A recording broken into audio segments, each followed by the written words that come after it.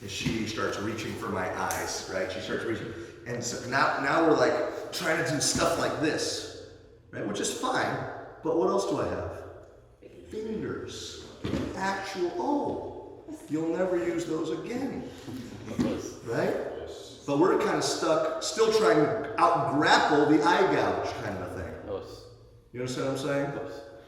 Or you could do strikes, because I watch a bunch of MMA, but I forgot the fact that, yeah, fingers are still a thing. Hair, right? All of this is still available to you the entire time. Make sense? But if I just go fingers and eyes and I don't have positional control, dude, a lot of tough people will just wiggle out. They'll squirm. If you start poking in people's eyes, what's going to happen? They're going to squirm. And if you don't have the ability to keep them there, they're going to squirm the hell out of there is what's going to happen.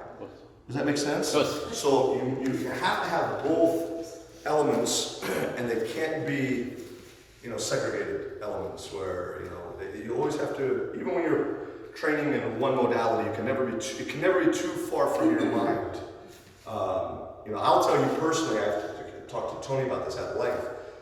When I do groundwork, right, I'm always, even if we're just doing a friendly grapple in the dojo, I'm always considering, could he hit me from here?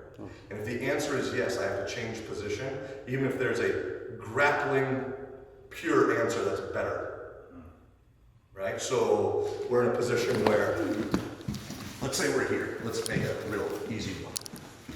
No, put your leg over here. Okay, so we're here, right?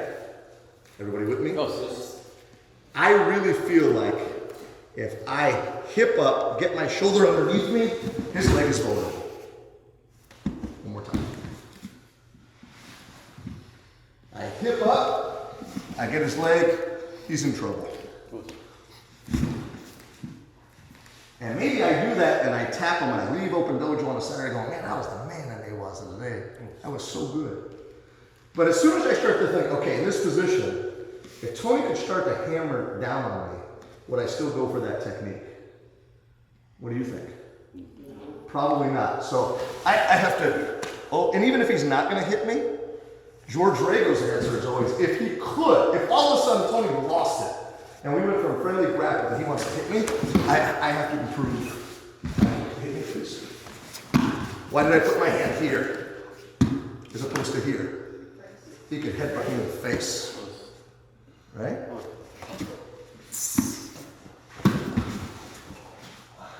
Now freeze. If I wanted to hit him and he wanted to hit me, who's in the advantage now?